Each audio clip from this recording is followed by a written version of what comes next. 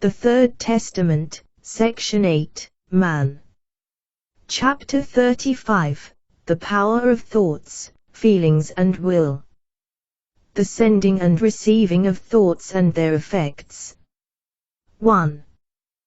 There are forces that, not visible to the human eye and not perceptible to human science, constantly influence your life. 2. There are good and there are evil, some give you health and others cause you disease, there are light and dark. 3. Where do those powers come from? From the Spirit, disciples, from the mind and feelings. 4. Every spirit, whether incarnated or disembodied, sends out vibrations in thinking, every feeling exerts an influence. You can be sure that the world is full of these vibrations. 5. Now you can easily understand that where one thinks and lives in the good, healing powers and influences must be present, and that where one lives outside the laws and rules that characterize good, justice and love, there must be ominous powers. 6. Both fill the space and fight against each other. They have influence on the emotional life of men, and when they are able to distinguish, they accept the good inspirations and reject the bad influences. But if they are weak and are not trained in the accomplishment of good, they cannot resist these vibrations and are in danger of becoming slaves to evil and succumbing to its rule. 40, 58-63. 7. Everything spiritual in the universe is a source of light, visible or invisible to you, and this light is power, is might, is inspiration. The ideas, words and works also give forth light, according to the purity and sovereignty they possess. The higher the idea or work is, the more delicate and subtle is its vibration and the inspiration that emanates from it, although it is more difficult for the slaves of materialism to perceive it. Nevertheless, the effect which the high thoughts and works have on the spiritual is great. 16. 8. If an idea or thought of light arises from your mind, it reaches its destiny to fulfill its charitable task. If, instead of thoughts of goodness, impure radiations emanate from your mind, they will only cause harm wherever you send them. I tell you, thoughts too are works, and as such they remain written down in the book that exists in your conscience.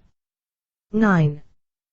Whether your works are good or evil, you will receive back many times what you wished for your fellow men. It would be better for you to do evil to yourselves than to wish it to one of your neighbors. 10.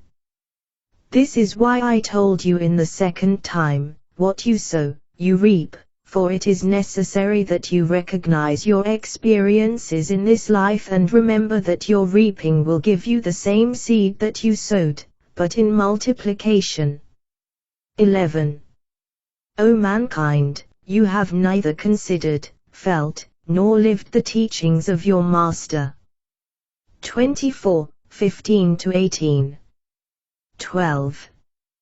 This is the reason why I have told you that you did not know the power of thought. Today I tell you that the thought is voice and hearing, that it is weapon and shield. It creates as well as it destroys. The thought shortens the distance between distant dwellers and finds those whose trace it had lost. 13. Know your weapons before the battle begins. He who knows how to prepare himself will be strong and invincible. It will not be necessary for you to wield murder weapons. Your sword shall be pure and pure thought, and your shield faith and charity. Even in silence your voice shall resound as a message of peace. 76, 34. 14. Watch, taking heed that ye do not defile your minds with unclean thoughts. It is creative, and if you give shelter to a bad idea, it will work its way down to lower levels, and your spirit will be enveloped in darkness. 146:60. 15. The united thoughts of a large group of people will be able to bring down the evil influences and push the idols from their pedestals. 160:60. 16. Today I can assure you that in the future communication by thought will reach a great unfolding, and through this means of communication many barriers will disappear which still today divide peoples and worlds. When you learn to connect with your Father in thought, when you reach the spirit-to-spirit dialogue, what could still cause you difficulty in communicating with your brothers and sisters, visible or invisible, present or absent, near or far?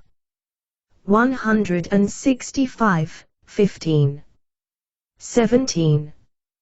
Your thoughts always reach me, however imperfect they may be, and I hear your prayers, even if they lack faith, which you are always to put into them. The reason for this is that my spirit absorbs the vibrations and feelings of all beings. 18. But men who keep distance from one another because of their selfishness, far from the spiritual life as a result of the materialism in which they have let themselves be entangled nowadays, are not prepared to be able to communicate with one another by means of their thoughts. 19. Nevertheless, I tell you that it is necessary that you begin to train your spirit. To achieve this, speak to the spirit beings, even if you do not receive a clearly perceptible answer from them. 20. Tomorrow, when all have learned to give, they will receive more and more indications of a spiritual understanding, such as men never dreamed of. 238:51. The power of feelings, wishes or fears. 21. At every moment, mental or spiritual vibrations emanate from you, but in most cases you radiate selfishness, hatred, violence, vanity, and base passions. You hurt and feel when you are hurt, but you do not love, and therefore you do not feel when you are loved, and with your pathological thoughts you saturate the environment in which you live more and more with pain and fill your existence with discomfort. But I tell you, saturate everything with peace, with harmony, with love, then you will be happy. 16:33. 22. Never think badly of those who do not like you, and do not be bitter about those who do not understand you, since you yourselves transmit the innermost feeling you have toward your neighbor to them in thought. 105:37. 23. Do you see those men who want to be powerful by force? Very soon you will see them convicted of their error. 24. I will prove to them that one can be truly great and powerful only through the goodness that is radiance of love. 211:22-23. 25. You lack faith to lift up your face and smile hopefully and look the future without fear, without distrust in the face, because in the future I am. 26. How often are you sick just because you think this, for at every turn you think that fate is pursuing you and pain is lurking.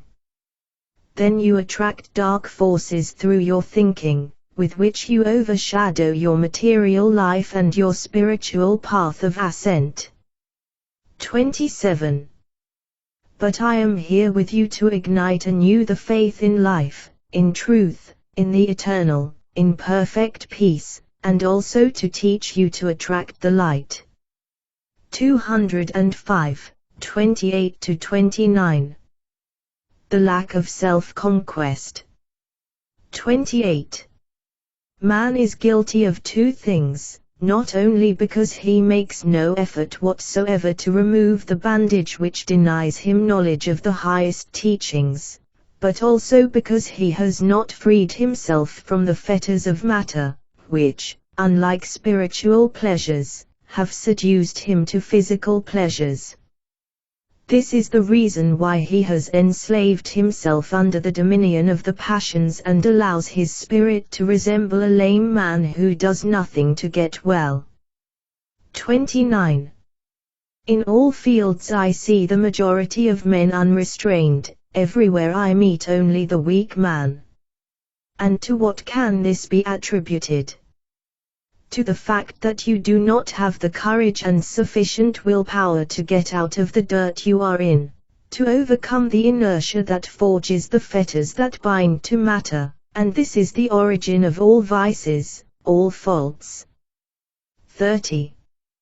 But man does not want to make use of that power with which he was endowed, which is the will, which is to be the unrestricted legislator, which is to become the supreme leader, and, supported by reason, is to fight, power against power, dominion against dominion. On the one hand the passions and desires, on the other hand reason and will, until these latter win the battle, and you can say that you are liberated. 31. Then you will be the great prophets, the great enlightened ones, who can be supermen. Then you will be able to live together with the wild animals and play with reptiles. For truly, I tell you, it is the transgressions that burden you that cause you to fear those little brothers of yours, and this is also the reason why they attack you. 32. But if you take the time to observe men, you will discover that there are men who are wilder than tigers and who have more poison than the cobra. 203,3-6